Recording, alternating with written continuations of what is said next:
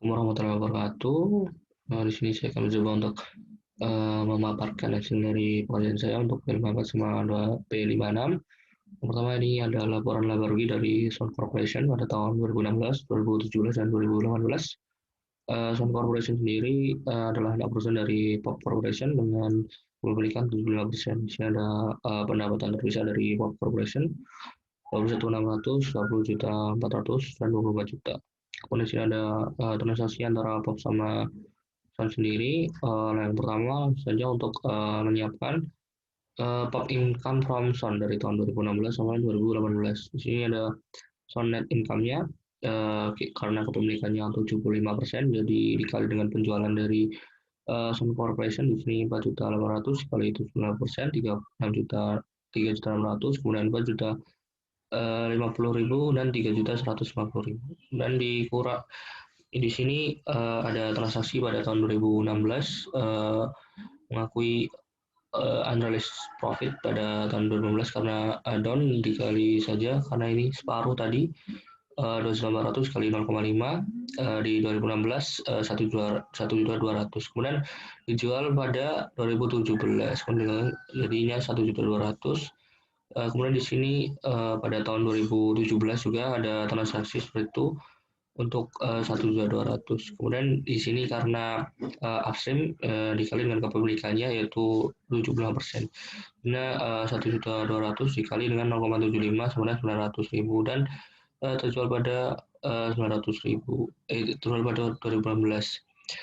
Di sini kemudian ditambah income from Sound-nya ditambah dari 2.400.000, 4.350.000 dan 4.050.000.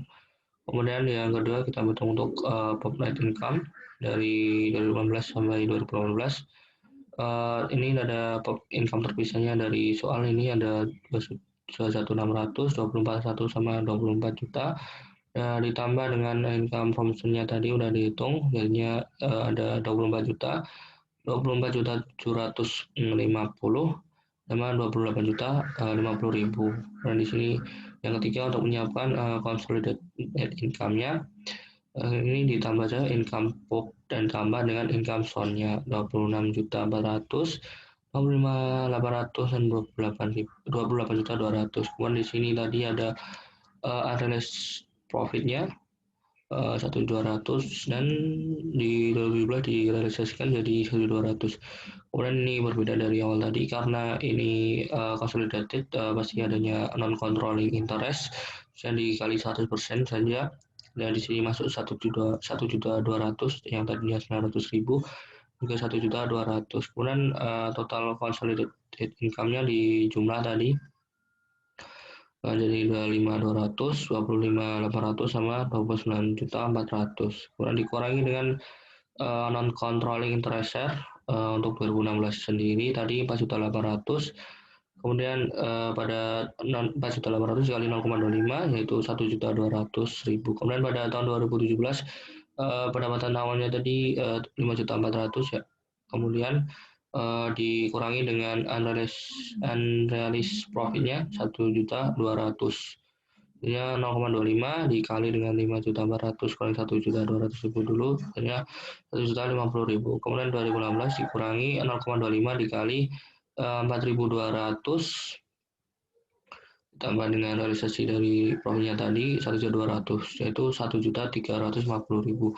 Kemudian ini controlling share income-nya didapat untuk 2016 24 juta, 2017 24 juta 750.000 dan 2018 28 juta 50.000. Kemudian di P56 di sini ada upstream dan downstream seperti itu. Kemudian kepemilikannya 90% untuk milik Epic PET, kemudian diaksi pada tahun 2011.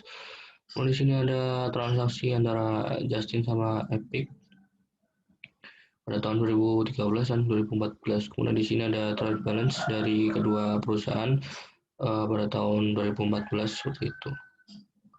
Kemudian di keterangan tidak ada dividen yang dibayarkan pada Justin selama 2014. Di sini kita hitung dulu net income dari Justinnya sendiri. Tadi penjualannya adalah 5.100.000, kemudian dikurangi dengan sales sama dikurangi dengan cost of sales dan other expense. Jadinya net income just-nya adalah 800.000, 5.100.000 kurangi 3.900.000 kurangi 400. Kemudian karena kepemilikannya dari Justin adalah 90%, jadi 0,9 dikali 800.000, jadinya 720.000. Kemudian ada realisasi profit dari weekly inventory 200.000 dikali dengan 0,2 dikali dengan kepemilikannya 9%, jadi 36.000.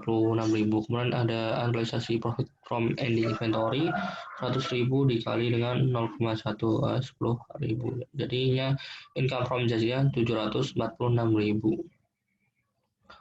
Kemudian di sini kita untuk non controlling interest-nya, tadi net income-nya udah 800.000 dari Justin, kemudian 90%-nya 720.000, jadinya 10%-nya 80.000.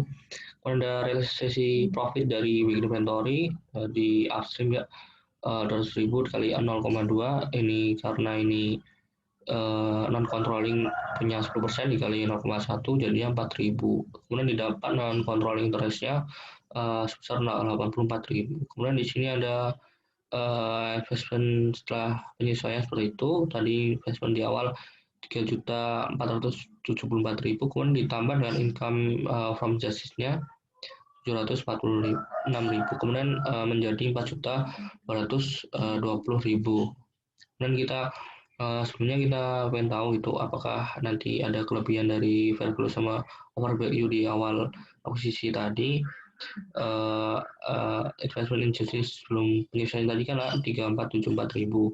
Kemudian di situ sudah ada transaksi yang ada transaksi dividen sama unrealized profit from beginning inventory, yaitu 90.000, 90% dikali dengan 100.000 dan 36.000. Kemudian didapat beginning investment in Justin sebesar 3.600.000, karena ini sebesar 90%-nya, jadinya 100%-nya 3.600 dibagi dengan 0,9 yaitu 4 juta. Kemudian ini ada beginning Justin stockholder equity didapat dari 2.500 tambah 1.300 di sini common stock sama return earning-nya, artinya 3.800.000. Kemudian di sini didapat bahwanya ada kelebihan fair value atas book value-nya yaitu 200.000 dicatat sebagai goodwill. Kemudian kita di sini ada jurnal untuk yang pertama eliminasi reciprocal sama sales data, ada di salesnya 8 juta, kemudian cost of sales-nya 8 juta. Kemudian ada mengakui dan mengoleksikan realisasi profit investment in Justin tadi 36.000, kemudian non controlling interest-nya 4.000 untuk non controlling interest. Kemudian cost of sales-nya 40.000.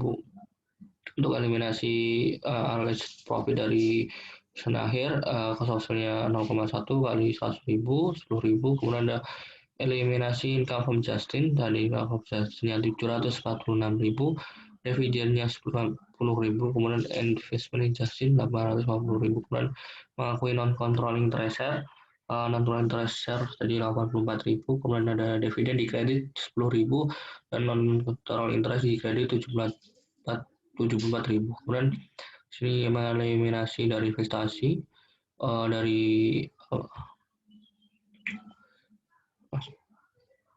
dari Justin Corporation gitu, common stock-nya tadi 2.500.000, kemudian ada 1.300.000, kemudian ada goodwill tadi 200.000. Kemudian di sini investment in Justin-nya dihapus.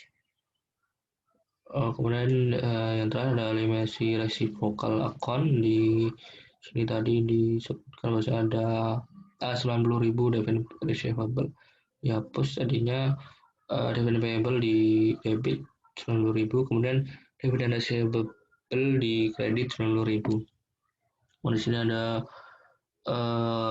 income statement-nya di sales 8 juta, kemudian income from Justin-nya dihapus jadi 0. Untuk cost of sales-nya jadi tadi ada di kredit 8 juta dan 40.000 dan di debit ada 10.000, jadi 2.070.000. Kemudian non controlling and share-nya tadi 84.000 muncul, didapat controlling share of net income-nya 4.746.000. Kemudian returning di Justin tadi dihapus jadinya 0. Kemudian untuk dividennya juga dihapus di Justin, ini punyanya Epic dan ini punya non controlling dihapus, hanya cuma 200.000 dari Epic. Kemudian di sini dapat return-nya 5.310.000. Di sini ada balance sheet dari aset sama liability and equity-nya sendiri. Cash-nya di jumlah 2 juta, kemudian dividend receivable tadi udah di apa seperti itu, 90.000 jadi 0, kemudian inventory tadi ada di kredit 10.000. Kemudian investment in Justin juga dihapus jadi 0. Kemudian ini angka yang didapat dari setelah penyelesaian investment tadi. Kemudian goodwill diakui 200.000, jadi asetnya 3 ditambah jadi 13.290.000. Kemudian dividend payable tadi 90.000 di jurnal tadi. Kemudian capital stocknya udah dihapus, punyanya Justin ya 0 dan dari 6 juta. Kemudian di sini ada non controlling interest dari kepemilikannya dari Justin 490.000. Kemudian hasilnya sama antara aset dan liability dan equity, yaitu 13.290.000. Sekian dari saya. Ada salahnya mohon maaf. Wassalamualaikum warahmatullahi wabarakatuh.